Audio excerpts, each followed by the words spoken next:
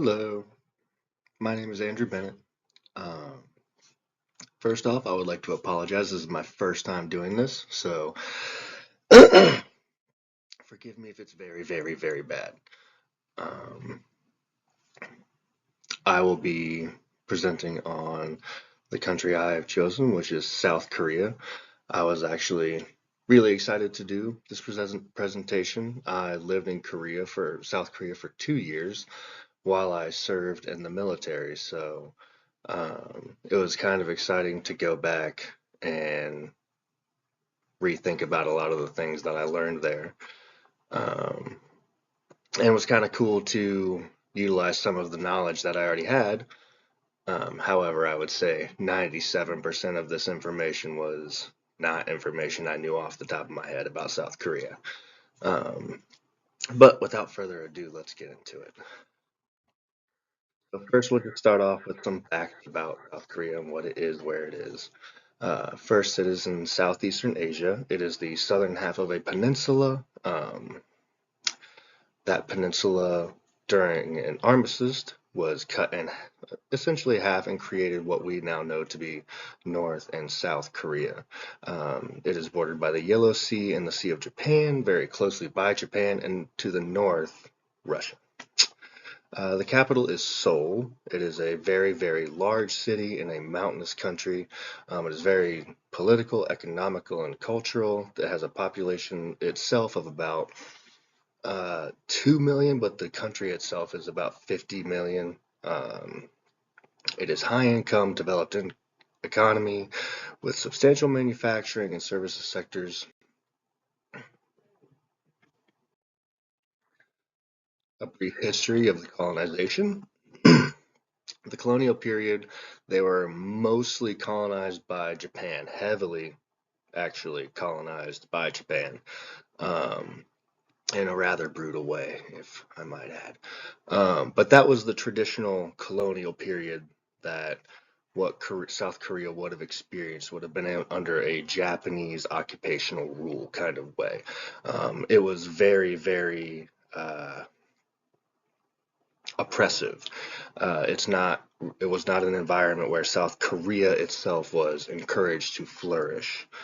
So the colonization and the industrialization they went through during the earlier part of the 20th century, when the rest of the world was going through a rapid industrialization, was very stifled.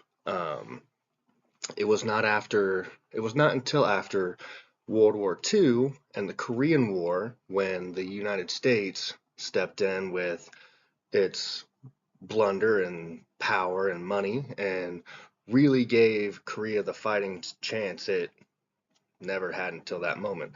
Um, pardon me. So after its liberation, the Peninsula's division and the Korean War had a profound effect. The U.S. military presence and security fostered a relationship between the two that gave a post-war security and economic strategy. And I actually got to see a lot of this while I was living in Korea. Um, there's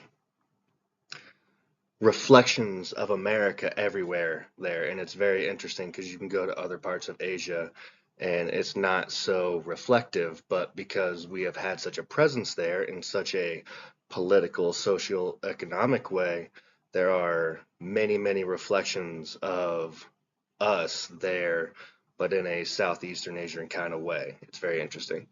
Um, but the war's destruction required reconstruction and created conditions and strategies that followed. And I actually tell a lot of people about this when they ask about my time in Korea. I say that it's actually kind of sad that a lot of Korea's more ancient history, like the architecture, the temples, the statues, that kind of ancient history, didn't really get saved between Japanese colonization and the Korean War, which was almost entirely artillery. There was not much left of the old cities that used to exist in Korea before those wars happened. Um, so After those wars, we stepped in and gave them the money and the support that they needed. And it was a very modern Korea after that. And it was a very modern United States reflected Korea after that. Um, so we were their new foundation and where they are now. Um, as far as the political dimension goes, they are democratic. They have a presidential republic, a constitution framework that was written in 1987, an active member of the international organizations listed, security alliances as far as NATO, shaped forms.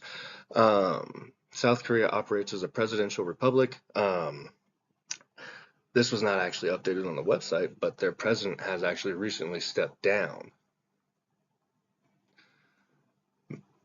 Membership in international organizations such as APEC, South Korean global government structures, and trade rulemaking, facilitating market access. The U.S. ROC Security Alliance provides strategic stability that underpins trade. I actually really liked this part as I was reading because I got to work a lot with the ROC, which is the Republic of Korea. That's their military. As a medical service member, I worked a lot with what was called a KATUSA, which is a Korean augmentee to the United States Army. And it was very interesting to have their military so well integrated and woven. They even wore the same uniforms, everything. They were very well spoken on our um, regulations and policies, our drills and ceremonies. So it was very interesting to see the two militaries that have been raised together and brought together still working together socio and economically. As far as manufacturing goes, they are a manufacturing-based economy. They are a top export in electric machinery, which would be your Samsung phones, your TVs, dishwashers, and washing machines. They are also a high exporter of motor vehicles, which would be your Kias and your Hyundais. They do have a high GDP, which would be their won, strong manufacturing shares on the markets, large FDI outflows, and trade openness. South Korea's economy is highly integrated into the global economy. They are actually the 11th largest economy in the world. Manufacturing, the said electronics are the dominant export, which are again your Samsung and your LG. And we see that in every Best Buy and every Costco in America that you walk into. And I don't think most people even really think about the fact that those are South Korean exports, and they're so commonly in our American homes. Their GDP per capita indicators reflect a NATO developed country status, and that's very true. They live fairly well. They do have their poverty and their rural areas, but I would say, just given what I experienced over there, they do live quite well given where they started not long ago. Manufacturing value added in their export orientation makes South Korea sensitive in the global cycles. Its top trading partners are China, that just being a proximity. Also, China is also a large export in electronics. Us and Japan, giving them a massive diversified global demand. Culturally, the global reach of Korean culture is growing every day. I thought it was incredible while I was actually in Korea to start seeing so many people back home while I was getting learned up on how to speak Korean through K dramas and K pop.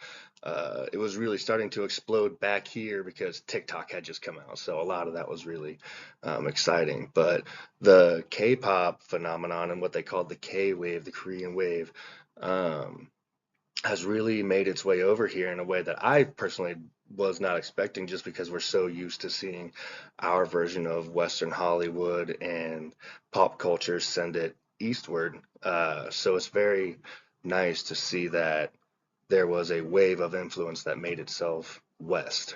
Um, Cultural exports amplify corporate exports by creating global familiarization with South Korea, and that's just markets becoming more comfortable with buying and selling in a market.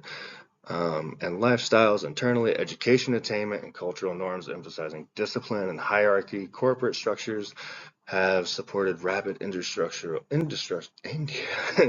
catch-up, though they also raise questions about work-life balance and labor adaptability.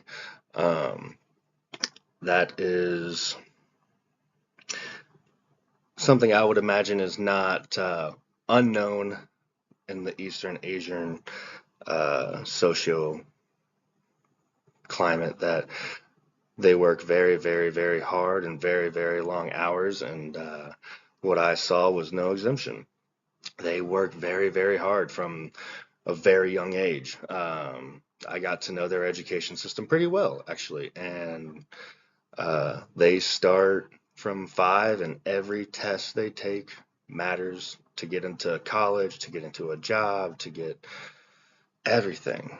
The life you have starts when you're 5 years old, and they do not ease off of that pressure one bit until the time you're done. So it is very, very strenuous and stressful and difficult, and the output pays. They have grown their economy and their trade value exponentially that way. However, it does wear on what does family life look like? Um, what does it feel like? How much of that value? The pros and cons of globalization of South Korea. The pros, the rapid industrialization, the technology, the large exports, having us to fuel and seed them made them one of the largest growing countries the world has seen, to be totally honest. We haven't seen a country that's gone from, uh, for lack of better terms, flattened to the 11th largest uh, economy on the planet. That's very impressive, and that's very fast. Um, and with fast comes risks.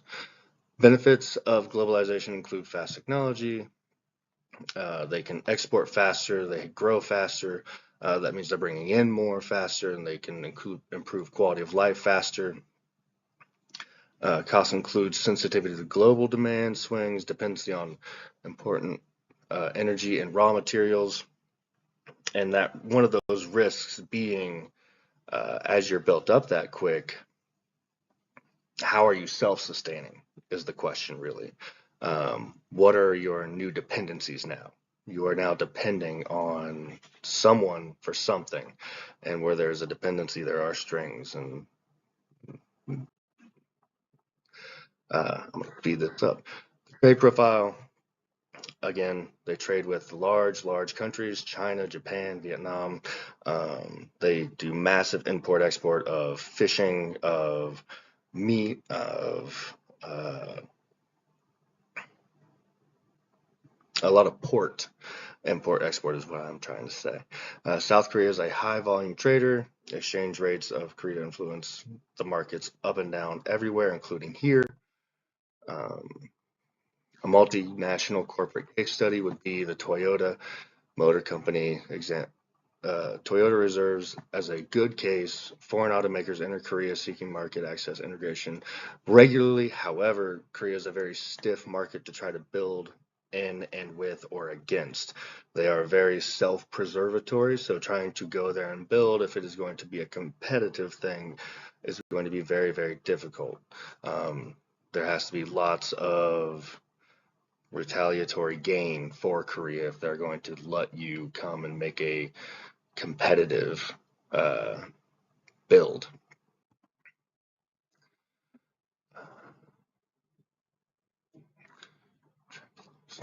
South Korea's membership in institutions like the OECD and the World Trade Organization embeds the country in global economics governance.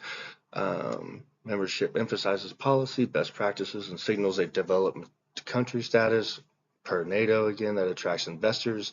The World Trade Organization membership provides multilateral trade rules. As a member, South Korea benefits from non-binding cooperative and trade facilitation. In conclusion, the reason I selected South Korea is I do have a personal connection. I had a great time there. It was amazing. I met so many lovely people. I learned so much about so